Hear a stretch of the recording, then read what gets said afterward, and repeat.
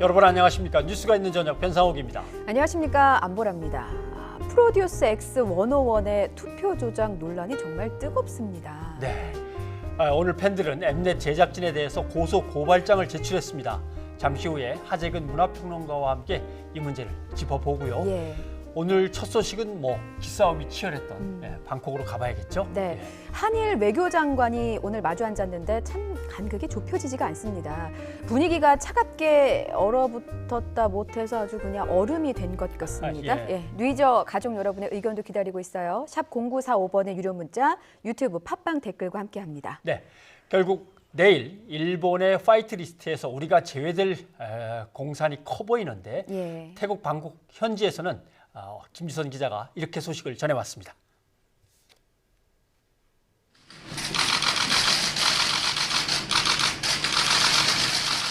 일본의 수출 규제 조치 한 달 만에 처음 마주 앉은 한일 외교장관. 대화조차 거부해온 일본이 방콕에서 열리는 아세안 지역 안보 포럼 계기에 회담장에 나온 겁니다. 양국 관계를 반영하듯 분위기는 어느 때보다 경직됐습니다. 회담장 문이 열리고 두 장관은 굳은 표정으로 자리를 떴습니다. 50여 분 동안 첨예한 입장차만 재확인한 겁니다. 그것이 만약에 내려진다고 하면은 양국 관계에 올 그 엄중한 파장에 대해서도 분명히 얘기를 했습니다. 거기에 대해서는 확답은 없었습니다.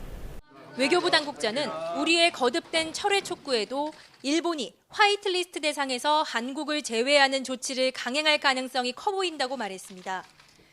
강 장관은 일본의 추가 조치가 한일 안보 협력에 영향을 줄 수 있다며 한일 정보보호협정 재검토 가능성을 피력했지만 일본은 정당한 조치라는 입장만 되풀이했습니다.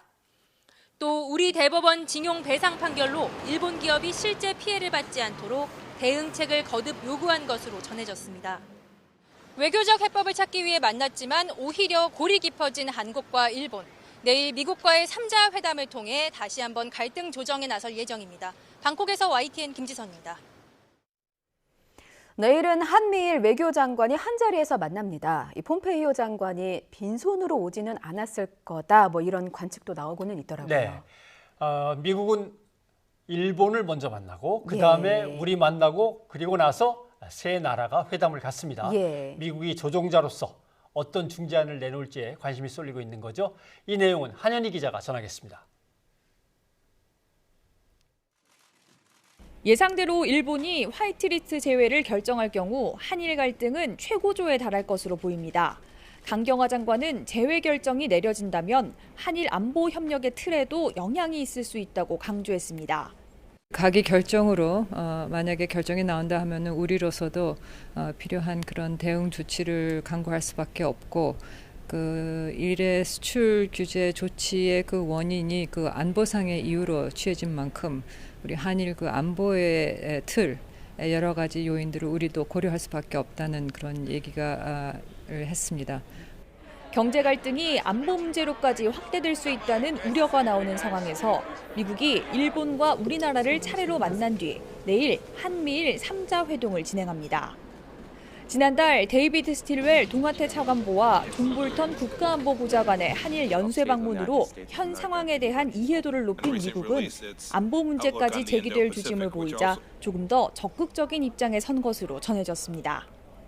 이미 심각한 상황으로 치닫고 있지만 갈등 해소를 위해 대화는 계속되어야 하고 특히나 백색 국가 제외 시행 전까지 3주의 시간이 남은 만큼 상황 관리를 위해서라도 소통을 이어가는 것이 중요하다는 평가입니다. 태국 방콕에서 YTN 한현입니다.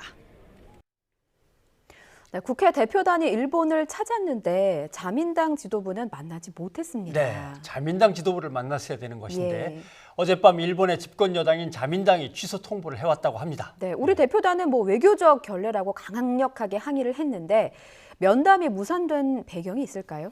글쎄요, 일단 아베 내각 쪽에서 뭔가 이렇게 좀 처리해줬으면 좋겠다라는 압박 내지는 종용 같은 게 있었겠죠? 라는 생각은 드는데 제가 심증은 있는데 좀 물증은 없는 없습니다만. 상황인가요? 일본 측이 내세운 입장은 이렇습니다. 일본 국회도 개원했고 당내 사정도 복잡하고 국내 사정도 이래저래 복잡하고 그건 우리도 마찬가지인데 말이죠. 그리고 또 하나 우리의 요구가 당연히 너무 부담스러울 겁니다. 뭐라고 딱히 대꾸할 말도 없을 거고 수출 규제 조치 철회하라 그럴 것이고 화이트리스트에서 배제하면 안 된다 할 거고 지소미아 얘기도 꺼낼 거고 여러 가지로 참 당혹스러운 게 많으니까 그러는 거 아닐까. 그게 우리 대표단의 설명입니다. 네, 당시의 상황을 조금 더 좀 자세히 들어보면 좋겠다라는 생각이 좀 듭니다. 그러면 바로 한번 연결을 해보죠. 국회 방일단으로 도쿄에 가 있는 원유철 자유한국당 의원을 연결해 보겠습니다. 원 의원님. 네, 안녕하세요. 원유철입니다. 예, 고생 많으셨습니다. 지금 그럼 공항이신가요? 네, 지금 공항입니다. 예, 이제 출국하실 준비를 하고 계시겠군요. 이번 방일에 대해서 국내 언론들은 이거 가서 문전박대만 당하고 성과가 없다라고 이제 보도들을 일비 하고 있는데 평가를 하자면 또 성과가 있다면 어떤 겁니까? 문전박대는 결코 아니고요. 우리 대한민국의 입장을 일본 국회와 일본 의회와 정당의 지도자들에게 설득하고 주장을 하려고 했던 건데 사실상 모든 정당의 지도자들을 사실상 만난 겁니다. 그러니까 우리가 방일 목적이 3대 품목에 대한 수출 규제를 해제하라. 그리고 한국을 화이트리스트에서 제외시키려는 방침을 처리하라. 이 두 가지가 중점 아니겠어요? 가뜩이나 경제도 어렵고 했는데 이런 것이 통과되면 경제가 더 어려워지는 상황이잖아요. 그리고 이런 것이 잘못된 일본의 판단이고 결정이고 앞으로 할 조치다. 이런 것들을 저희가 강하게 주장을 하려고 갔던 거죠. 그런데 사실은 우리의 한일 의원 연맹에 준하는 일본의 일한 의원 연맹하고 첫날 한일 의원 연맹 회장 그쪽에 일한 의원 연맹이죠. 그 회장이 자민당 소속 국회의원이에요. 누카카 의원이 자민당의 중진 의원이고 또 가와무라 간사장도 자민당의 중진이기 때문에 한일 의원 연맹, 일한 의원 연맹에서는 오찬 간담회가 아주 진지하게 토의가 됐고 오늘 양쪽의 입장을 담은 입장문까지 합의해서 우리가 발표했습니다. 그래서 전혀 문제밖에 아니고 오히려 일본 자민당 쪽에서 우리를 기피한 거죠. 피한 거죠. 우리는 피했다고 보고 있습니다. 왜냐하면 저희가 어저께 간담회에서 일한 의원연맹의 지도부가 나왔는 간담회에서 제가 이런 주장을 했습니다. 지금 우리가 어저께 방문길에 일본을 방문했는데 북한이 또 미사일 발사라는 무력 도발을 했다. 그런데 아마 이 시간에는 한일 군사 당국이 지소미아를 근거로 해서 이 미사일 발사체에 대한 분석 작업을 하고 있을 거다. 그렇지 않겠습니까? 그런데 일본의 스가 관방장관께서는 경제 갈등이 있더라도 지소미아는 유지해야 된다. 이렇게 얘기를 했어요. 그런데 지소미아는 유지하면서 한국을 화이트리스트 국가에서 제외시키면은 이게 앞뒤가 맞지 않는 말이 아닙니까? 그래서 이런 앞뒤가 맞지 않는 얘기로 한국을 화이트리스트에서 제외시키려는 방침은 안 된다고 즉각 그런 방침 철회돼야 된다. 만약에 한국이 전략물자를 원활히 공급받지 못한다면 이 군사정보자산을 수집하는데 장애가 발생되고 한일 군사정보 공유에 이런 지소미아의 기능은 축소되고 효율성은 당연히 떨어지는 거 아니냐. 이것은 일본의 안보 이익에도 도움이 되지 않는다. 일본 국익에도 결코 도움이 되지 않는다는 것을 설명해주고 이해시켰습니다. 진작에 다 경청했어요. 저 원 의원께서 누카가 회장이 경제산업성 자료를 내밀면서 그렇게 부당한 조치는 아닌데라고 얘기했을 때 하고 지금 말씀하신 대로 지소미아를 거론하시면서 이건 일본이 잘못하고 있는 거다라고 얘기할 때 강하게 얘기하셨다고 이제 저희도 전해 들었는데 그때 그쪽 표정이 어떻든가요? 알아듣는 표정입니까? 아주 진작에 듣고 고개를 끄덕이면서 결국은 지금 한일 간의 두 나라 관계는 이제 동북아의 평화 번영을 같이 발전시켜 나가는 책임이 있는데 일본이 이런 식으로 가면 이거는 한일 양국 간의 안보상에도 도움이 안 되고 이것은 경제하고도 떨어질 수 없는 두 바퀴의 수레바퀴 같은 거다. 그런 것을 강하게 주장했고요. 결국에 한국을 화이트리스트에서 제외시키는 것은 궁극적으로 일본의 재발등 찍는 일이다. 이런 것을 강조해서 얘기를 해줬죠. 그랬더니 진작에 경청하고 고개를 끄덕이는 분위기였습니다. 예. 예, 의원님 그래도 자민당 지도부와의 면담이 무산된 것을 한 번 더 짚을 수밖에 없겠는데요. 뭐 중진 의원을 만나셨지만 어쨌든 사실은 이 자민당 지도부와의 면담을 좀 지켜보는 국민도 많았을 것 같습니다. 어쨌든 무산이 됐는데 혹시 이 면담 취소와 관련해서 아베 총리의 입김이 작용했다라고 보시는지요?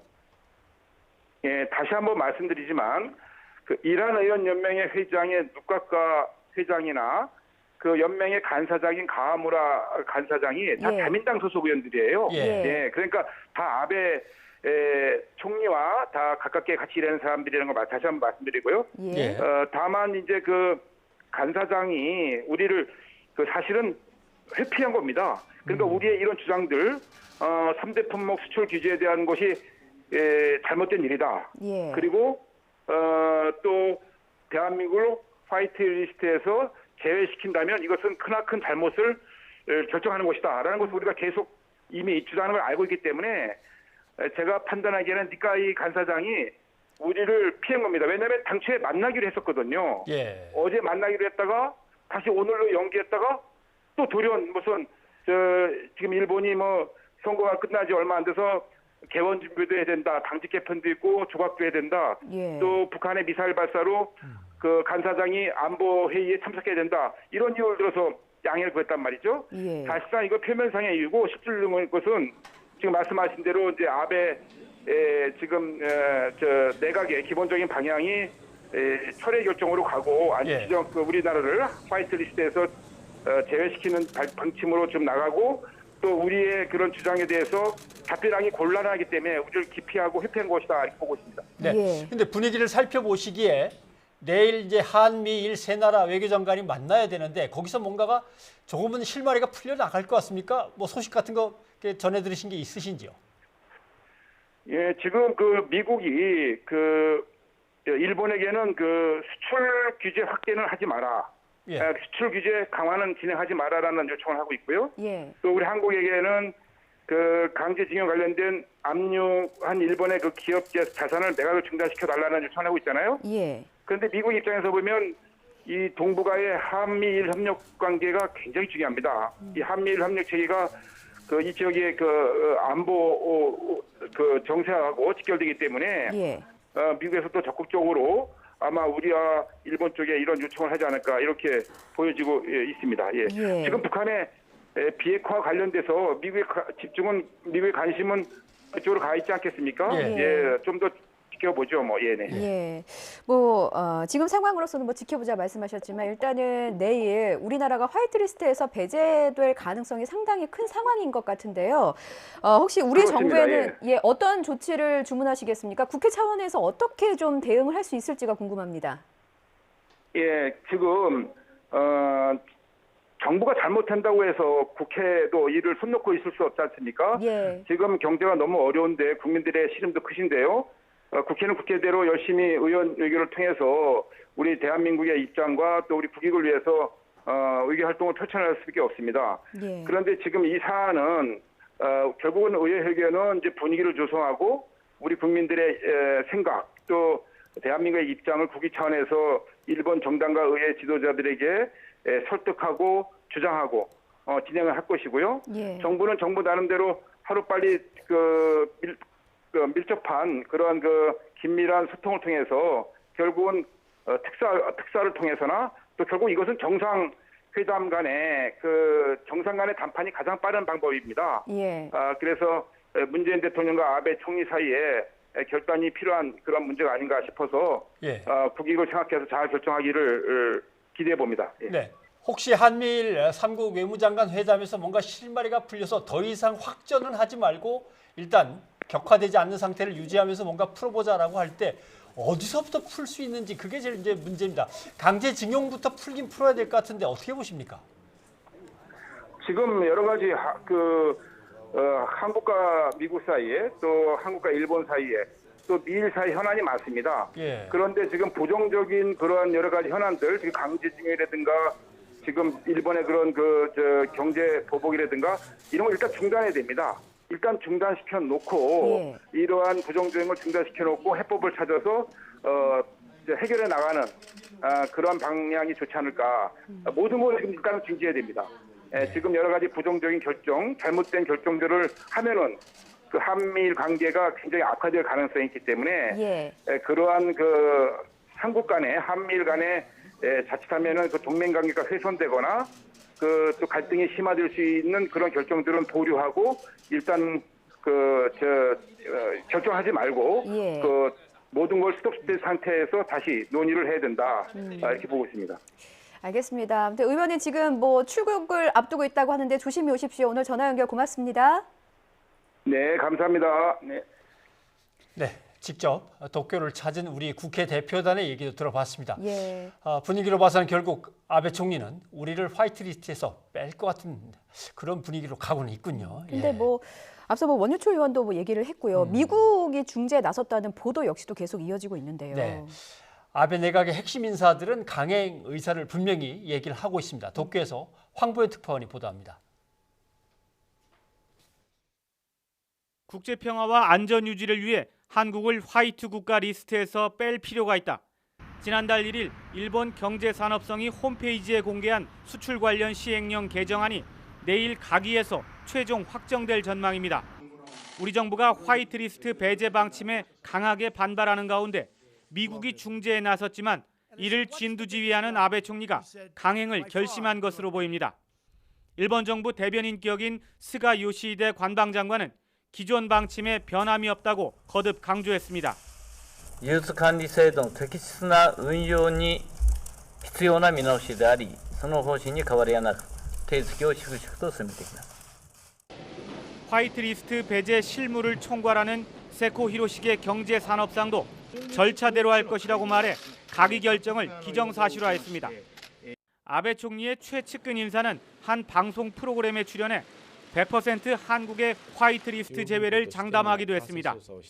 그러면서 한일 청구권 협정으로 다 끝난 일을 한국 대법원의 강제징용 배상 판결로 다시 문제 삼고 있다면서 강한 불만을 드러내 화이트리스트 제외 배경에 징용 문제가 있음을 간접적으로 시사했습니다. 基本原則まで曲げてひれ伏せというようなことを期待しているんだったら絶対良好関係って良くないしうまくいきませんとそういうことに私は怒りを感じているんです。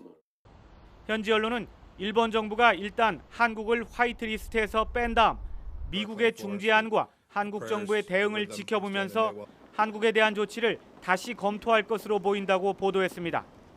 화이트리스트 제외가 가기에서 결정되면 공포 절차를 거쳐 21일이 지난 뒤 시행에 들어갑니다.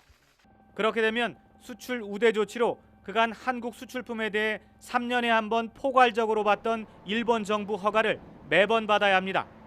대상 품목은 식품과 목재를 제외한 1,100여 개에 달해 일본 수입 의존도가 높은 우리 기업들의 광범위한 피해가 예상됩니다. 도쿄에서 YTN 황보현입니다. 네, 일본의 가기, 그러니까 우리의 국무회의에 해당되는데 내일 오전 10시에 열리는 거죠. 여기서 우리를 화이트리스트 대상에서 제외하는 결정을 내릴 것으로 보인다고 외교부가 밝혔고요. 화이트리스트에서 제외되면 피해 품목은 1,200개보다는 적을 것으로 예상한다고도 설명했습니다. 네, 어제 베텔스만 세계화 보고서를 통해서 일본의 경제 도발에 대해서 살펴봤는데 오늘은 일본의 안전보장 무역정보센터 보고서를 한번 살펴보려고 합니다. 일본의 안전보장 무역정보센터 어떤 기관입니까? 일본의 비영리 기구입니다. 수출 통제와 관련된 이슈를 연구 분석하고 기업들을 지원하는 조직인데요. 일본에서는 유일한 전략물자 수출 통제 연구기관이어서 준정부기관 대접을 받고 있습니다. 일본이 불화수소 같은 전략물자를 이제 북한에 수출한 적이 있다고 해서 이슈가 됐을 때요. 그 정보도 여기서 나왔던 자료인 거죠?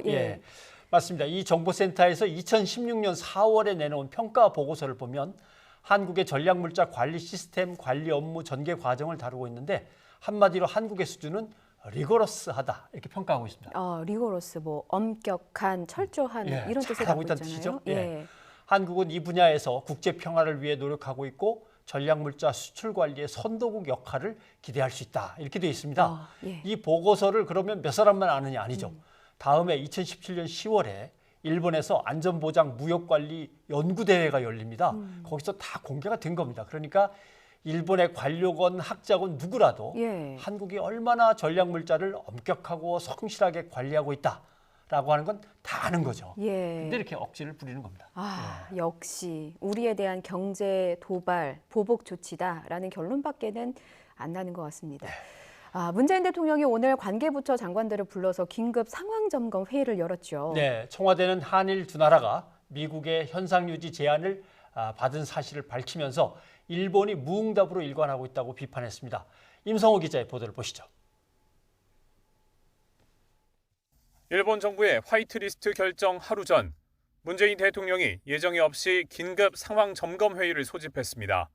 이낙연 국무총리와 홍남기 경제부총리를 포함한 관계부처 장관들과 김상조 정책실장, 정의용 국가안보실장 등 청와대 참모들까지 모두 12명이 참석했습니다. 회의는 이례적으로 길어지며 2시간을 훌쩍 넘겼습니다. 고민정 대변인은 문 대통령이 일본의 수출 규제 관련 내용을 보고받고 상황을 점검했다고만 밝히고 회의 내용을 공개하지 않았습니다. 청와대는 일본의 화이트리스트 배제 여부를 예단하지 않고 모든 상황에 대비하겠다는 입장입니다. 하지만 일본이 추가 보복에 나선다면 강력한 대응 조치에 나서겠다는 의지도 청와대는 분명히 하고 있습니다. 앞서 NSC 상임위가 일본이 상황을 더욱 악화시킨다면 모든 조치를 포함해 단호히 대응하겠다고 청와대 차원의 가장 강한 경고를 보냈습니다. 문 대통령도 일본이 실제로 화이트리스트 배제를 결정할 경우 긴급 국무회의를 개최하고 첫 대국민 담화를 통해 확고한 대응 의지를 밝히는 방안을 검토하고 있습니다. 한국의 기업들에게 피해가 실제적으로 발생할 경우 우리 정부로서도 필요한 대응을 하지 않을 수 없을 것입니다. 이런 가운데 미국이 한일 양국에 제안한 것으로 알려진 현상 유지를 골자로 한 중재안에 관심이 쏠리고 있습니다. 일본 정부의 화이트리스트 배제 결정을 포함해 한일 양국이 추가 조치를 하지 말라고 권유했다는 내용입니다. 일본 정부는 그런 제안을 못 받았다고 부인했는데 청와대는 확인해 줄 수 없다고 말을 아끼면서 중재안의 존재를 사실상 인정했습니다. 청와대는 미국 측의 중재를 통하든 한일 양국의 직접적인 대화가 됐든 마지막 순간까지 외교적 해결의 문을 열어놓겠다고 밝혔습니다. YTN 임성호입니다. 내일 중국 베이징에서는 영내 포괄적 경제 동반자 협정 장관회의가 열립니다. 유명희 통상교섭 본부장이 베이징에 도착해서 설명한 부분이 있는데 한번 살펴보죠. 유명희 본부장은 일본의 수출 규제가 이번 장관회의의 기본 정신에도 어긋나고 영내 공급망에도 부정적인 영향을 미친다는 점을 적극 설명할 예정이라고 말했습니다. 또 우리는 일본과 대화와 협의를 할 의사가 있다면서 일본이 조속히 수출 규제 조치를 철회하고 대화와 협의의 장으로 나오기를 다시 한번 촉구한다고 강조했습니다. 네, 방콕으로 베이징으로 정신없이 뛰고 있습니다. 우리 정부는 일본 수출 규제 추가 조치를 막기 위해서 막바지 외교 총력전을 지금 펼치고 있는 겁니다. 하지만 업계는 좌불안석입니다. 어떤 품목이 규제 대상에 오를지 또 규제가 얼마나 강화될지 예상하기 힘들기 때문입니다. 백종규 기자입니다. 영내 포괄적 동반자 협정 장관회의 RCEP에 참석하기 위해 유명희 통상교섭 본부장이 출국길에 올랐습니다. 중국 베이징에서 열리는 이번 회의는 지난달 일본이 반도체 소재 3개 품목 수출 규제를 시작한 이후 아시아 통상 장관이 처음으로 만나는 자리입니다. 출국에 앞서 유 본부장은 모든 가능성을 염두에 두고 만반의 준비를 하고 있다고 밝혔습니다. RCEP의 장을 통해서도 일본의 수출 규제 조치의 부당성과 함께 영내 공급망에 미치는 부정적 영향에 대해서도 적극적으로 설명을 할 계획입니다. 이번에도 세코 히로시게 경제산업성이 우리 측 대화 제의를 거부했지만 일본과의 대화는 언제든 가능하다는 점을 거듭 분명히 했습니다.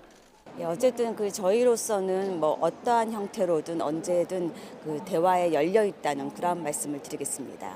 고심에 한 달을 보낸 전자통신업계 관계자들도 한자리에 모였습니다. 업계에서는 우리나라가 화이트리스트에서 제외되면 반도체와 컴퓨터, 정보센서, 레이저, 항공전자 관련 업종이 직접적인 영향을 받을 것으로 보고 있습니다. 특히 반도체 관련 업종은 당장 대책을 마련해야 하는 상황이라 고민이 깊은 모습입니다. 아무래도 원자재 수급에 있어서 통상적인 일정보다 더 오래 걸리고 원활하게 수급을 안 될 경우는 생산에 차질이 있게 되니까 그 부분이 가장 중요한 부분이죠. 우리나라가 화이트리스트에서 제외되면 어떤 품목이 추가 규제 대상이 될지 가늠하기 힘든 상황인 만큼 업계의 긴장은 더욱 커지고 있습니다. YTN 백종규입니다. 네, 우리나라가 백색 국가에서 빠진다면 수출 규제를 받게 되는 대상 품목은 1,200개는 아까 안 된다고 얘기했고 1,100개가 약간 넘을 거라는 게 산업부의 설명이었습니다. 우리를 백색 국가에서 뺀 다음에 어떤 형태로 운영하느냐에 따라서 상황이 달라질 수 있다. 앞서 이렇게 좀 말씀하셨었잖아요. 네. 오늘 산업부 주무실장도 설명을 그렇게 하더군요. 특정 품목은 개별 허가로 전환하고 일본의 자율준수 프로그램 인증 기업의 거래 품목은 특별 일반 포괄 허가를 인정하는 등 다양한 형태로 조치를 운영할 것으로 보인다라고 하는 거죠. 1,100개 품목이 이제 곧바로 직접적인 피해를 주는 것은 아니라고 하는데 그래도 조금 황당합니다. 답답하죠. 우리 품목이 과연 거기에 들어가나 들어가지 않나. 뭐 또 상대하는 일본 기업이 자율주수 인증을 제대로 갖고 있는 건가 아닌가 이런 불확실성들이 기업에게는 다 리스크로 작용하는 겁니다. 뭐 여기저기서 일본 수출 규제 설명회도 열렸더라고요. 네, 조금 전 기자 리포트에서 잠깐 장면이 나왔습니다만은 전략물자관리원의 가이드 자료 배포가 또 설명회가 각 업종별로 쭉 열려가고 있는 중입니다. 우선 일본 수출 기업에 어떤 품목이 어떻게 해당되는지 물어봐야 됩니다. 그리고 또 혹시 일본 기업이 자기들도 잘 모를 때도 있어요. 불확실하게 알거나 다시 우리 관리원 쪽에다 확인하는 게 좋죠. 지금 뭐 기계 관련 업종 설명회 참석한 사진을 지금 보고 계신데 빈자리가 하나도 없습니다. 그런데 이 전략물자관리원에 언제든지 확인할 수 있는 건가요? 네, 전략물자관리원 고객지원센터 전화도 2배로 늘렸다고 얘기를 들었고요. 전국을 돌면서 설명회도 계속 가질 거고 또 일본 수출 규제 안내 홈페이지가 있습니다. 거기에 들어가셔서 확인해 가면서 대응을 하시면 될 거라 봅니다. 네, 그렇군요. 자, 오늘 아침에는 이런 일도 있었습니다. 외교부 청사 부근에서 70대 남성이 일본의 수출 규제를 비판하는 메모를 남기고 분신을 시도했습니다. 네, 오늘 아침 8시 반쯤이죠. 광화문 세종문화회관 부근 공원 화단에서 70대 남성 A씨가 분신을 시도하면서 전신에 2도 화상을 입어서 병원으로 옮겨졌습니다. 지금 위독한 상태로 알려져 있고요. A씨의 가방에서는 일본은 무역 보복을 철회하라는 취지의 메모가 발견됐다고 합니다.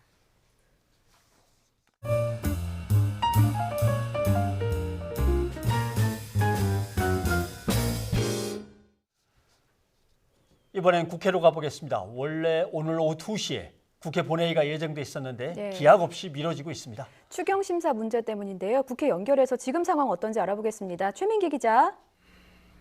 네, 국회입니다. 본회의가 열릴 기미가 아직도 안 보입니까? 네, 그렇습니다. 애초 여야 3당 합의에 따라 오늘 국회 본회의는 오후 2시쯤에 열릴 예정이었지만 이 추경 심사 문제로 기약 없이 늦어지고 있습니다. 이 한국당이 추경안의 대폭 삭감을 요구하고 나섰지만 민주당이 반발하면서 공전을 거듭하고 있기 때문입니다. 이 예결위 차원에서의 심사는 사실상 중단된 상태고 이 여야 원내대표의 협상만을 기다리고 있는 상황입니다. 이 민주당은 한국당이 요구하는 수준의 삭감은 절대 받아들일 수 없다며 사실상 추경안을 하지 말자는 얘기라고 비판했습니다. 그러면서 늦더라도 오늘 중으로 추경을 처리할 것이라던 약속을 지키라고 한국당을 압박했습니다. 예결위에서 최종적으로 어떻게 되느냐에 따라서 우리가 본회의 시간이 확정될 수 있으니까 오늘 중으로 처리하겠다. 이 약속은 지켜질 거라고 저는 믿어요. 이에 대해 한국당 나경원 원내대표는 일본 수출 규제 대응 예산은 따지지도 않았다며 다만 적자 발행 규모를 줄이는 차원에서 상당 부분 삭감이 필요하다고 밝혔습니다. 또 추경안이 예결위를 통과하더라도 시간이 걸리는 만큼 우선 본회의부터 열어 법안부터 처리하자고 주장했습니다.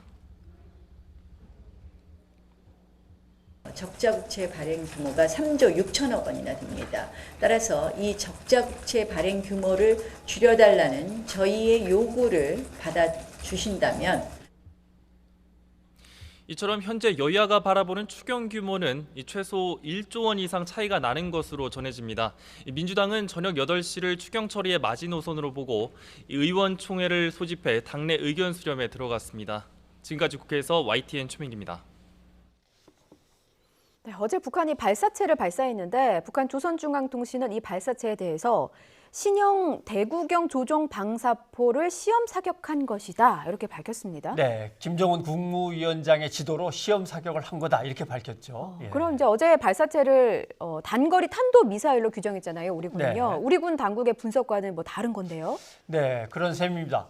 조선중앙통신은 이번 사격을 통해서 새로 개발한 조종 방사포의 성능이 과학적으로 확인됐고 전투 효과성도 검증됐다. 이렇게 전하고 있습니다. 그런데 국방부의 말은 좀 다릅니다. 국방부는 여전히 단거리 탄도 미사일로 보고 있다고 밝혔습니다. 네, 현재까지 한미 정보 당국은 새로운 형태의 신형 미사일과 유사한 비행 특성을 가진 것으로 판단하고 있다고 말했습니다. 왜냐하면은 간 방사포를 쏜 그 궤적하고 미사일의 궤적은 다른데 미사일 쪽에 가깝다는 판단인 거죠. 기자들이 방사포 가능성 여부를 물었거든요. 그랬더니 말씀하신 대로 지난주 발사한 단거리 탄도 미사일하고 비슷한 비행 특성을 가진 것으로 보고 있다는 점을 국방부도 강조했다고 합니다. 오늘 국회 정보위원회에 대한 국가정보원의 보고가 있었죠. 네, 북한이 이번 달에 추가로 도발할 가능성이 있다는 언급도 나왔고요. 또 일본의 경제 보복에 대한 대안 중에 하나로 거론되는 것이죠. 지소미아, 이 군사정보보호 협정과 관련한 언급도 있었습니다. 김주영 기자가 자세히 짚어드립니다. 국회 정보위원회에 대한 국가정보원의 보고는 최근 잇따라 도발을 감행한 북한의 움직임에 집중됐습니다. 국정원은 김정은 북한 국무위원장이 스텔스 기능을 갖춘 F-35 전투기 등 우리의 첨단 무기 도입과 한미 연합훈련을 구실 삼아 군사행보에 치중하고 있다고 밝혔습니다. 같은 이유로 북한이 이번 달 안에 다시 한번 무력 도발에 나설 가능성이 있다고 내다봤습니다.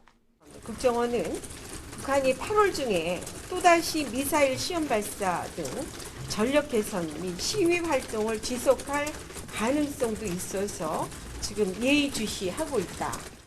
김정은의 시찰 사진이 공개된 잠수함의 경우 국정원도 잠수함 발사 탄도미사일 SLBM의 탑재가 가능한 것으로 분석했고 지난달 추가 남아있던 북한 목선은 엔진 성능이나 내부 설비로 볼 때 침투용으로 보기는 어렵다는 결론을 내렸습니다. 목선의 경우 22마력의 경운기 엔진을 탑재해 고속 침투와 도주가 불가능하며 침투용으로 부적합했고 또 행적이 불분명했던 조성길 전 이탈리아 주재 북한 대사대리는 이탈리아 이외의 곳에서 신변 보호를 받고 있는 것으로 알려졌습니다. 이런 가운데 서훈 국정원장은 국회에 일본의 경제 보복에 대한 대응 방안으로 거론되는 한일 군사정보보호협정 지소미아의 폐기는 실익과 상징적 의미에서 볼 때 신중해야 한다며 이런 입장을 청와대에도 전달했다고 밝혔습니다. 이는 상황에 따라 파기도 검토할 수 있다는 우리 외교 당국의 입장과 온도차를 나타내는 것이어서 정부의 선택에 관심이 쏠리고 있습니다. YTN 김주영입니다. 국회 외교통일위원회는 전체 회의를 열고 동북아시아 영내 안정 위협행위 중단 촉구 결의안을 여야 만장일치로 채택했습니다. 네, 지난달에 러시아랑 중국 군용기가 우리 방공 식별구역 카디즈에 무단 침입한 사건, 그리고 러시아기도 독도 영공을 침입한 사건이 있었잖아요. 그 와중에 또 일본이 끼어들어서 독도는 자기네 거라고 주장도 했었고 이게 다 동북아시아의 안정을 해치는 행위죠. 그래서 그 모든 행위를 중단하라고 촉구하는 결의안을 이제 만장일치로 채택한 것이고요. 영공 침범을 부인하는 러시아 정부는 즉각 사과하고 재발 방지를 약속할 것을 촉구한다는 내용도 담았습니다. 또 중국, 러시아 군용기의 카디즈 침범을 규탄하고요. 두 나라가 카디즈를 존중하고 무단 진입하지 말아라 이렇게 촉구도 했습니다. 또 독도 문제에 빠질 수 없죠. 독도는 역사적, 지리적, 국제법적으로 명백한 대한민국의 고유 영토임을 다시 확인한다면서 독도에 대한 일본의 부당한 영유권 주장을 즉각 중단하고 철회할 것을 요구한다는 대목도 결의안에 포함됐습니다. 미국은 또 북한의 발사체에 대해서 의미를 축소하는 듯한 발언을 했습니다. 존 볼턴 미국 백악관 국가안보보좌관은 김정은 위원장이 약속을 위반한 건 아니다. 선을 긋는 발언을 했습니다. 트럼프 대통령에 이어서 볼턴 보좌관도 북한의 미사일 발사 의미를 축소하는 흐름에 가세한 것처럼 보이죠. 김원배 기자가 보도합니다. 존 볼턴 백악관 국가안보보좌관은 현지 시각 31일 폭스 비즈니스 인터뷰에서 북한의 미사일 발사는 김정은이 대륙간 탄도미사일과 관련해 트럼프 대통령에게 한 약속을 위반한 것은 아니라고 말했습니다.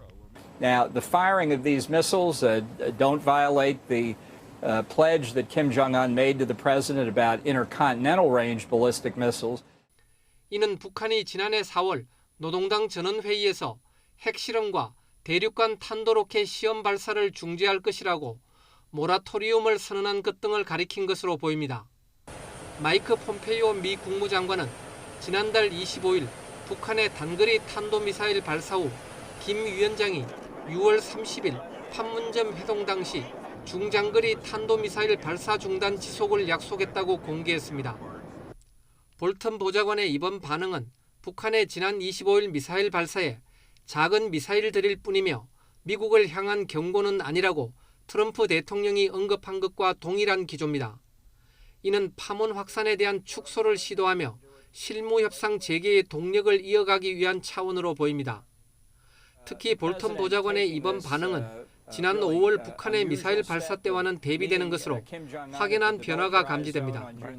볼턴 보좌관은 이번 인터뷰에서 트럼프 대통령이 6월 30일 북한 땅을 밟으면서 북한이 핵무기를 포기한다는 전략적 결정을 하고 다른 미래를 향해 걸어 들어올 수 있도록 다시 한번 문을 열어뒀다고 생각한다고 밝혔습니다.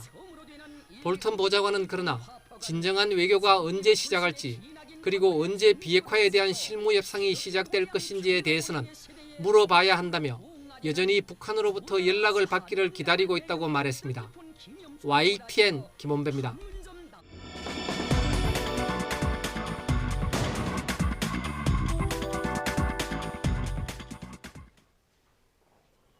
네, 성모 박일 선생하고는 저도 드라마 파티에 잠깐 있을 때 작업한 적도 있는데 예.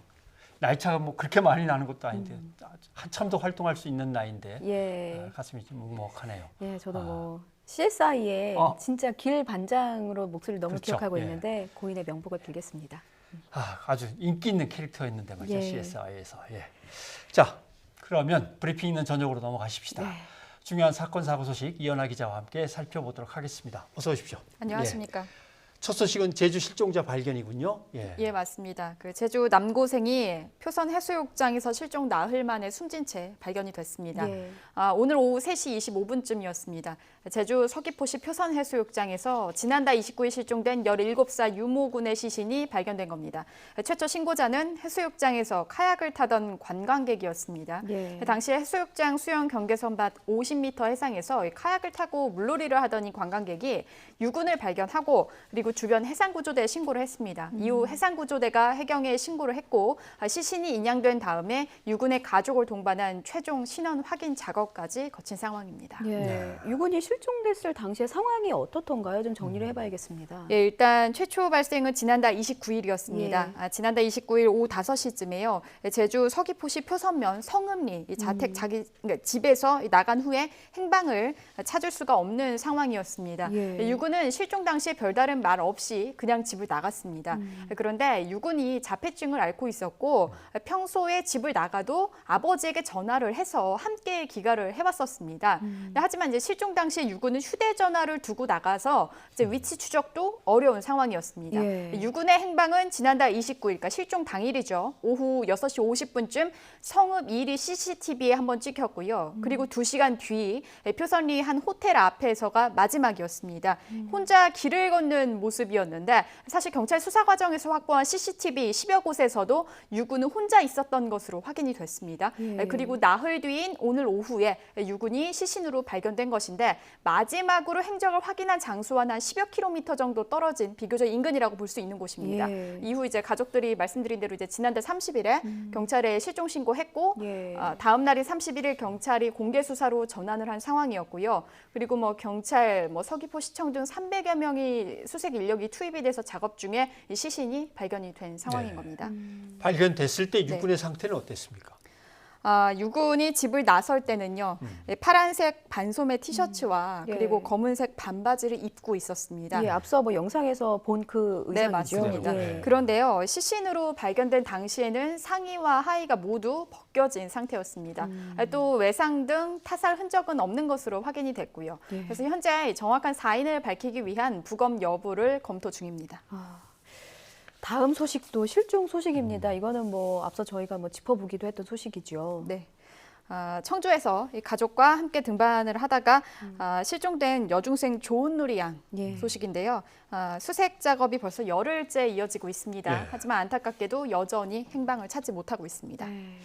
실종 당시 상황을 좀 정리를 다시 한번 해보죠. 네, 지적 발달 장애 2급인 이 조양이 실종된 시점은 지난달 23일.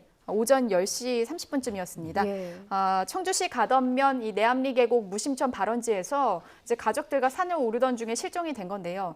당시 함께 산을 오르던 중에 벌레가 많아지자 조양이 먼저 차가 있는 곳으로 내려가 있겠다 이런 말을 하고 실종이 된 겁니다. 실종 당시 조양은 뭐 회색 티 그리고 검은 반바지, 파란색 안경테 복장이었습니다. 예, 현재 지금 수색 작업은 어떻게 진행되고 있는지를 좀 살펴봐야겠습니다. 네, 실종 신고 이후 첫날 투입된 인력보다 한 7배 정도 늘어난 한 1,400여 명 정도가 조양을 찾기 위한 수색 작업에 투입이 됐습니다. 여기는 이제 경찰, 소방, 특수구조대, 육군 특공부대 등이 포함이 됐고요. 또 드론 9대, 뭐 수색견 14마리도 투입이 됐습니다. 그러니까 실종자 수색 범위가 확대되고 투입 인력도 대거 늘어난 상황인데요. 일단 담당 경찰 이야기 직접 들어보시겠습니다. 외곽지로 좀 집중 수색을 하고 있고요. 그 산 쪽 안쪽으로 우리가 놓칠 수 있는 부분이 있을까 싶어서 우리 경찰, 많은 경찰 인력과 군 경력, 소방 인력을 그 실종자하고 가족분들이 그 지나갔던 동선 주변을 제 3개 구역으로 나눴습니다. A 구역, B 구역, C 구역, 3구역으로 나눠서 지금 그쪽을 집중적으로 좀 수색을 하고 있습니다. 지난달 23일 오전이니까 벌써 열흘째인데 그럼 초기에 수색하고 지금 수색은 뭔가 좀 달라진 게 있습니까? 일단은 뭐 조양의 특성에 맞게 수색 방향을 전개하는 부분이 있습니다. 사실 이제 실종자 수색에서 가장 중요한 것 중 하나가요. 바로 실종자의 특성에 맞는 수색 작업이 되겠습니다. 그래서 앞서 경찰은 이제 정신의학과 의사 그리고 발달장애 전문가 등 외부인들을 통해서 이 조양의 특성을 파악하는 작업을 진행을 했습니다. 조양의 성향을 좀 정리를 해보면 한 곳으로만 올라가려는 직진 성향을 가지고 있고 또 외부인과 적극적으로 대화를 나누는 편은 아니며 혼자 걷다가 당황을 하면 웅크리고 앉아 있는다 등을 확인했습니다. 그래서 이제 실종자의 움직임을 감지하기 위해서 현재 드론에 열화상 카메라를 장착해 산 위 움직임을 집중적으로 수색하고 있습니다. 현재도 지금 진행 중이고요. 경찰은 이 조양이 또 험악한 산을 오르는 성향은 아닌 것으로 파악을 했습니다. 그래서 경찰은 이제 이런 조양의 특성에 맞는 수색 작업에 집중하고 있습니다. 하루빨리 발견됐으면 좋겠는데 향후 수색은 또 어떤 식으로 진행이 되는 거죠? 일단 경찰은 모든 가능성을 열어두고 작업을 하겠다라고 밝혔습니다. 조심스럽지만 뭐 사고 가능성, 범죄 가능성 등 모든 걸 열어두고 있는 상황인데요. 일단 현재까지는 조양의 소지품 등 흔적이나 또 실종 장소를 빠져나간 정황은 발견되지 않은 상황입니다. 따라서 경찰은 조양이 차량을 타고 이동했을 가능성이 있는 것도 보고 있습니다. 그래서 차량 탐문 수사도 확대할 계획인데요. 일단 내일 오전 9시부터 수색 작업을 진행할 예정이고 찾을 때까지 수색하겠다라는 게 경찰의 최종 입장입니다. 관련 소식은 계속 취재해서 보도하도록 하겠습니다. 네, 이은하 기자 수고하셨습니다. 감사합니다.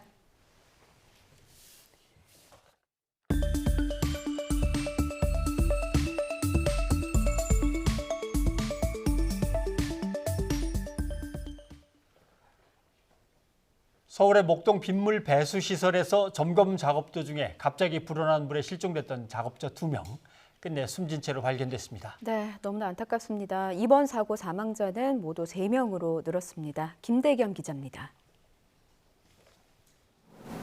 새벽 5시 40분쯤 목동 빗물 배수 시설에 고립됐다 실종된 작업자 2명이 차례로 발견됐습니다. 시공사인 현대건설의 직원 30살 안모 씨와 미얀마 국적 24살의 협력업체 직원으로 두 사람 모두 의식과 호흡 없이 숨진 상태였습니다. 구조대원 투입구 지점에서 한 200m 지점에서 시간은 5시 42분경, 그다음 5시 47분에 두 번째, 세 번째 구조자가 이제 발견되었습니다. 사고 현장이 워낙 방대하고 깊은 데다 안에는 흙탕물이 최고 3.4m까지 들어탄 차세 구조 작업에 난항을 겪었습니다. 소방당국은 전날 저녁부터 배수시설 안에 있는 자체 펌프 7대를 모두 가동하고 추가 펌프까지 더해 밤새 물을 뺐습니다. 조명차도 동원됐습니다. 감전 위험으로 밖에서 상황만 지켜봐야 했던 구조대원들은 수위가 1.45m 정도로 낮아진 새벽 4시 반쯤에 수색 작업을 재개했습니다. 하지만 비가 내렸다 그치기를 반복하면서 한때 수위가 다시 1.8m로 높아지는 등 수색 작업은 만만치 않았습니다. 저희가 이제 현장에서 구조대원이 발견했을 때는 지금 이제 수심이 한 1.5m 지점으로 이렇게 낮아져서 저희가 이제 손으로 이제 수색을 하니까 이제 거기서 이제 잡혀가지고 저희가 이제 발견한 그런 상태거든요. 구조 작업 1시간여 만에 숨진 채 발견된 협력업체 직원 66살 구모 씨를 포함해 이번 사고의 사망자는 모두 3명으로 늘었습니다. 지하공사장에 대해 긴급 점검을 지시한 서울시는 강수 확률이 50% 이상이거나 하늘에 먹구름이 보이면 작업을 중단하고 즉각 철수해야 한다는 안전 지침을 반드시 지켜달라고 당부했습니다. YTN 김대겸입니다. 네, 그런데 이 사고가 인재일 수 있다는 정황이 계속 나오고 있는 거죠. 네, 비가 많이 올 때 작업하면 안 된다. 이런 구체적인 안전 지침도 있었다고 합니다. 그런데 작업을 강행한 것이죠. 차유정 기자입니다. 시공사인 현대건설은 비가 올 때 지하 저류 시설 안에서 작업하지 않는다고 강조했습니다. 일상 점검은 늘 해오는 상황입니다. 그러니까 비가 오게 되면은 제가 말씀드렸듯이 저는 작업을 중단을 시킵니다. 하지만 사고 당일은 달랐습니다. 전날 나온 비 예보대로 새벽엔 날이 흐렸고 참사 직전엔 호우주의보까지 내려졌지만 작업은 강행됐습니다. 안전 지침은 무용지물이었습니다. 호우 시 강우 상황을 미리 파악해 근로자들을 대피시키라는 규정까지 있었지만 무시된 겁니다. 현대건설도 안전지침을 철저하게 지키지 못한 점을 인정했습니다. 시설 내부엔 비상시 외부와 연락할 수 있는 알림벨이나 구명조끼 같은 안전장치는 전무했던 상황. 무리한 작업으로 지하로 내려간 근로자들이 손 쓸 틈도 없이 변을 당했다고 볼 수밖에 없습니다. 일단 예보가 되면은 그런 밑에 터널 속으로 들어가지 말아야죠. 불감증이 아니라 완전히 무시한 거죠. 의도적인 불감증이지. 막상 사고가 나자 시공사와 당국은 책임 미루기에 급급했습니다. 수문을 원격 조종해 닫을 수 있었다는 사실이 논란이 되자 수문 운영 권한이 서로에게 있다고 떠넘기는 겁니다. 저희는 수문 개방, 어떤 이런 제어에 저희들은 권한이 없습니다. 가긴 갔으나 패스워드 이런 것들이 다 걸려있기 때문에 저희가 어떻게 할 수 있는 방법은 없습니다. 공사 진행 중에 있을 때는 양천구하고 서울시하고 현대가 합동으로 운영하게 되어 있습니다. 그리고 이 지금 현재 공사가 진행 중이기 때문에 양천구한테 시설물이 인수인계된 사항은 없습니다. 전담 수사팀을 구성한 경찰은 관계자들을 상대로 안전관리 소홀과 업무상 과실 여부를 수사할 계획입니다. YTN 차유정입니다. 또 다른 사고 소식을 알아보겠습니다. 오늘 낮 12시 10분쯤 경남 창원시 의창구 중동의 한 아파트에서 공사를 하던 62살 A씨가 벽돌에 깔려 숨졌습니다. 네, 아파트 확장 공사를 하다가 사고가 난 것으로 경찰은 보고 있는데요. A씨가 작업을 했던 곳은 피트 공간이라고 합니다. 그러니까 아파트 설비 유지 보수 때 사용되는 공간인데요. 이 공간을 확장을 하면 한 6에서 9제곱미터 정도의 공간이 더 나와서 일부 주민들도 이 공사를 앞서 한 적도 있다고 합니다.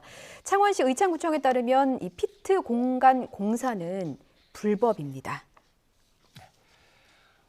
호날두의 노쇼 논란과 관련해 입장권을 샀던 팬들이 내한 경기를 총괄한 주최사 더 페스타에 입장료 전액 환불을 요구했습니다. 네, 호날두 사태 소송 카페 법률 대리인단은 서울 세곡동 더 페스타 앞에서 기자회견을 열고 호날두 45분 출전 광고는 사기였다고 주장했는데요. 직접 들어보시겠습니다.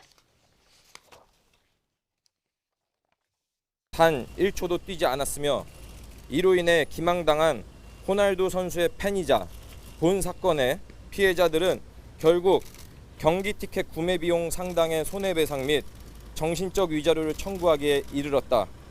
피해자들로부터 지속적인 소송 위임 신청을 받아 2차, 3차에 계속되는 집단 소송을 할 계획이며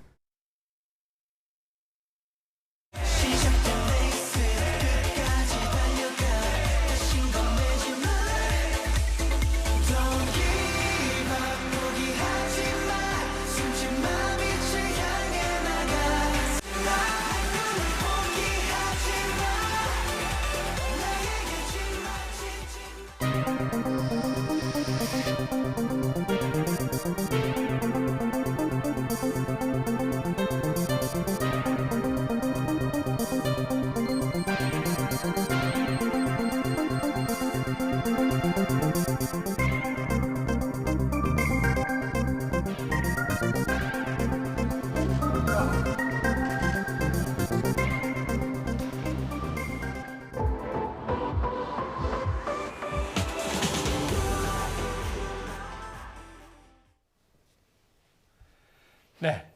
보신 대로 엠넷 오디션 프로그램 프로듀스 X101의 투표 조작 논란에 대한 파장이 끝없이 확산되고 있습니다. 네, 오늘 팬들은 엠넷 제작진을 검찰에 고소, 고발했는데요. 샵 0945번의 유료 문자 그리고 유튜브, 팟빵 댓글 열려 있습니다. 여러분 의견 주십시오.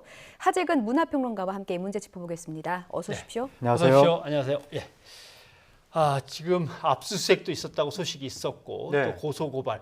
지금 수사는 어떻게 진행되고 있습니까? 예, 그러니까 이게 이제 두 갈래인데 예. 엠넷 측에서 스스로 먼저 경찰에 수사를 의뢰했거든요. 그렇죠. 예. 그래서 경찰이 어제 이제 엠넷 그 프로듀스 그 관련 사무실을 압수수색을 해서 거의 지금 프로그램 그 TV 프로그램이 여러 가지 의혹이 있었던 적은 그동안 많이 있었지만 경찰이 그 제작진 사무실을 압수수색을 한 건 거의 초유의 사태가 아닌가. 어제 그런 일이 있었고 오늘은 또 팬들이 진상규명위원회라는 걸 만들었는데 그 팬들이 또 검찰에 고발을 했기 때문에 검찰은 검찰 나름대로 들여다보게 될 것으로 보입니다. 네, 그러고 보니까 예를 들면 뭐 나는 땡땡땡이라든가 슈퍼 땡땡땡 이럴 때마다 의혹이라든가 문제 제기 같은 거는 계속 있었는데 이렇게 본격적인 수색과 압수수색은 진짜 처음인 것 같네요. 심각하네요. 혹시 투표하셨습니까? 저는 X는 이번에 못했는데 맨 처음에 IOI 때, 101 때 그리고 48 때 프로듀스 시리즈는 다 투표하면서 좀 얘기가 좀 이상해요. 죄송합니다. 안 해보셨어요? 평론가님? 네, 저는 개인적으로 투표는 해보지 않았고 프로그램을 보기만 했는데 근데 시청자들이 이제 이런 이 프로듀서 시리즈가 국민 프로듀서님이라고 시청자를 지칭을 하면서 국민들의 투표에 의해서 순위가 결정된다는 걸 계속 강조했고 그래서 팬들이 내가 투표하면 내가 응원하는 이 연습생이 올라갈 수 있겠지 이렇게 믿으면서 엄청나게 열정적으로 투표도 하고 선거운동도 했는데 이게 조작 의혹이 나오다 보니까 엄청난 분노가 막 회오리 치고 있는 겁니다. 사실은 저도 투표를 했습니다. 그래서 사실 관심이 굉장히 많습니다. 그런데 이제 저희 말고도 이번 프로듀스 X101 사태에 관심을 잘 안 가졌던 분들은 이 사건이 어떤 거길래 이렇게 뉴스에서 자꾸 다뤄지나라고 생각을 하실 것 같아요. 이번 논란을 좀 설명을 해주신다면요. 그러니까 일단 이제 프로듀스 시리즈가 지금 4탄까지 나온 것인데 이게 아이돌을 뽑는 오디션 프로그램입니다. 아이돌이 워낙에 요즘 청소년들의 집중적인 관심을 받고 있기도 하고 해외에서도 관심을 받고 있잖아요. 초등학생들의 꿈이라고도 하죠. 그렇죠. 그래서 이제 특히 이 프로듀서 시리즈 같은 경우에 이미 한류 스타들을 여러 팀을 배출을 했기 때문에 이 프로그램에 관심이 특히 높아졌는데 요번에 4탄에서 이제 투표를 또 한 거죠. 그런데 1위부터 20위까지 득표수가 공개가 일정 부분 된 게 있는데 그것을 팬들이 분석을 했더니 이상한 일들이 벌어졌더라. 어떻게 된 거냐면 그 1등과 2등 사이에 표 차이가 있잖아요. 득표수 차이. 그게 29,978표 차이가 나왔는데 지금 표에 나오고 있죠. 그런데 29,978표 차이가 3등하고 4등 사이에도 똑같이 나타나고 6등하고 7등 사이에도 나타나고 7등하고 8등 사이, 10등하고 11등 사이. 그러니까 이게 자연스럽게 투표를 했다면 어떻게 이렇게 똑같은 수치가 반복될 수 있겠는가. 이거 말고도 뭐 7,494표, 7,495표 이런 수치도 2번 정도씩 반복된다고 해서 그리고 또 팬들이 더 이제 분석을 했죠. 분석을 했더니 이 득표수 차이가 이게 7,494.5 이 수치의 배수더라. 배수로 계속 나가고 있는 거다. 그러니까 7,494.5라는 수치에다가 몇을 곱하면 지금 이 득표수 차이라든가 또 각 도전자들의 득표수 이런 수치가 근사값으로 나오더라. 그러니까 이거 사람들이 의혹을 제기하는 건데 그래서 7,494를 활용하는 어떤 특정 수열의 프로그램 같은 것을 이용해서 조작한 것이 아니냐. 시청자들이 그런 의혹을 제기한 거죠. 순위를 조작하려고 한 것이냐 아니면 그때그때 표를 정확하게 계속 기재하기 귀찮으니까 몇 점 몇 그러니까 7494.442 뭐 이걸 갖다가 곱하면서 계속 그냥 프로그램으로 만들어서 끼우다가 마지막에만 맞춘 거냐 뭐 여러 가지 의혹이 있을 수 있겠는데 말이죠. 아무튼 저 숫자를 맨 처음에 이제 접하는 순간 저게 뭐야 상당히 좀 깜짝 놀랐거든요. 그렇습니다. 그러면 도대체 어떤 혐의들을 받으면서 지금 조사를 받고 있는 건지 그것도 좀 살펴봐야 될 것 같습니다. 일단 이제 그 팬들은 이번에 검찰에 고발하면서 사기 혐의하고 업무방해 혐의를 이제 제기를 했는데 사기 혐의라고 하는 것은 이 시청자들의 투표로 의해서 순위가 결정된다고 고지했기 때문에 심지어 유료 투표였거든요.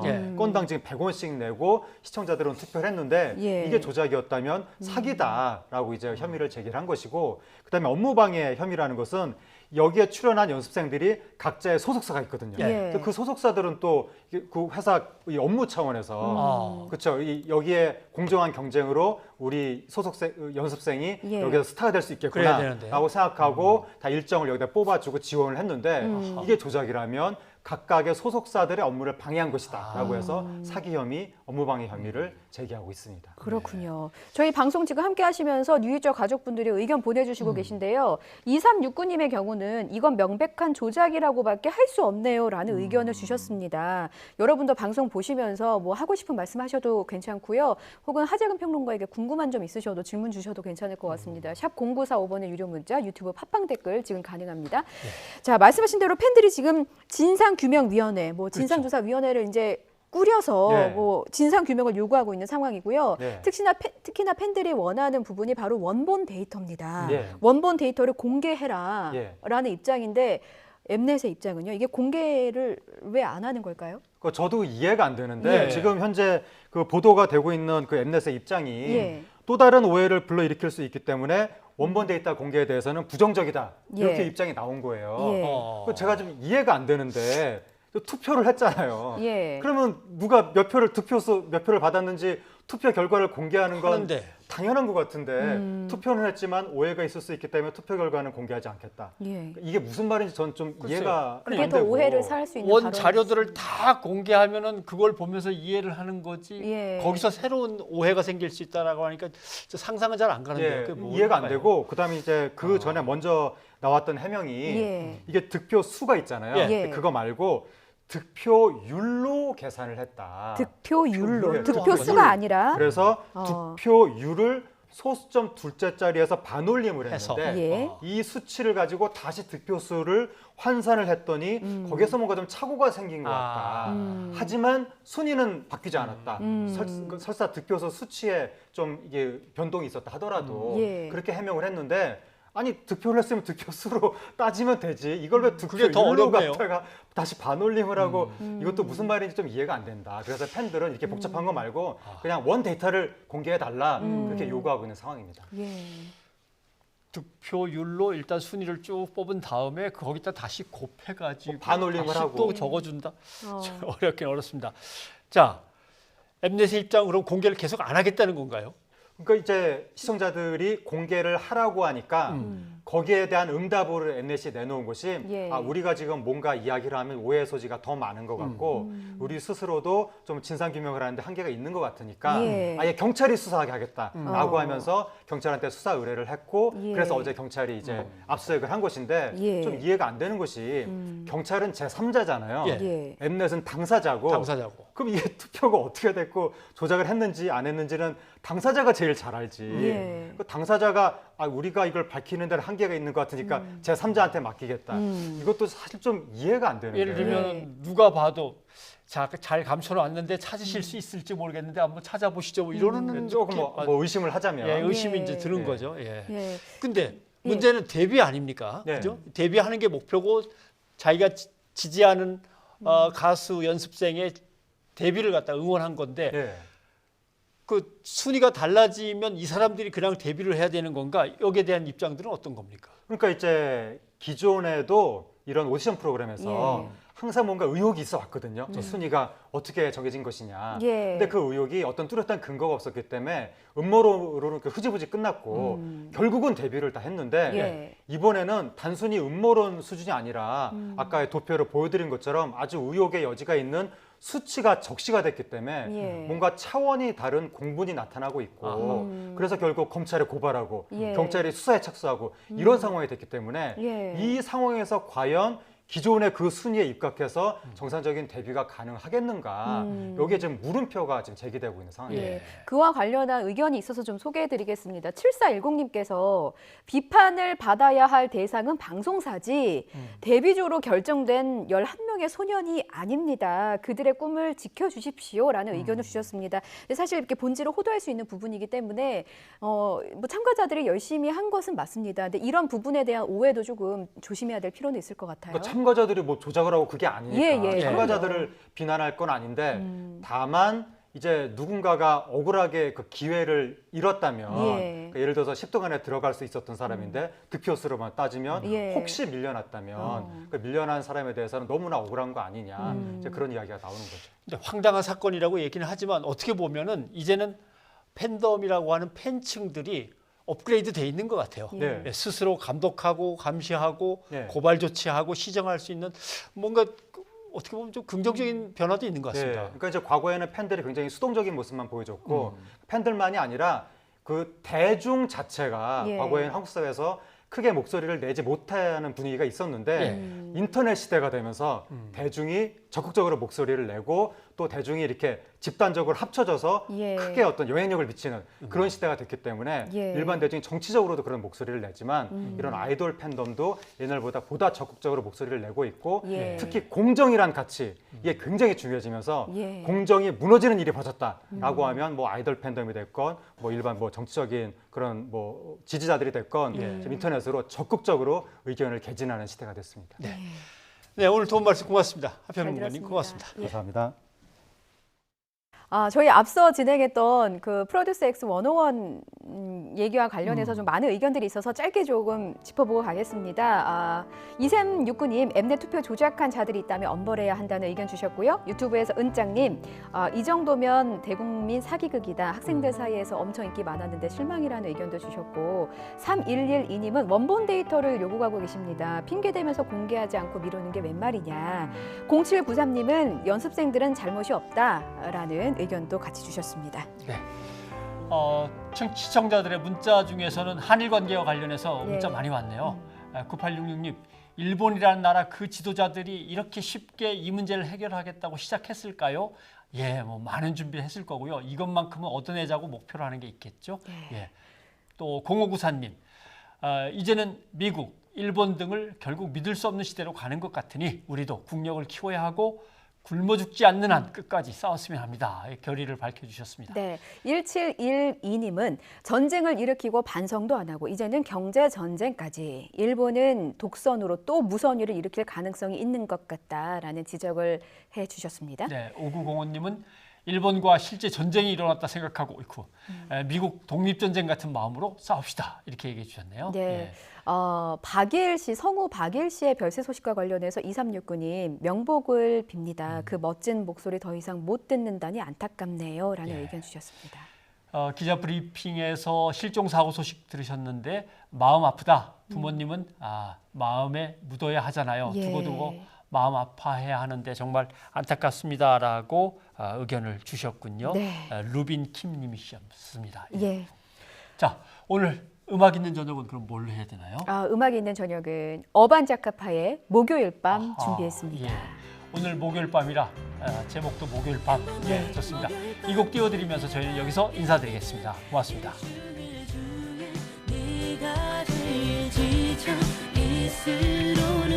Wanna try 이끌어 말 둘이서 달래 어디든 남을 가득 채울 넌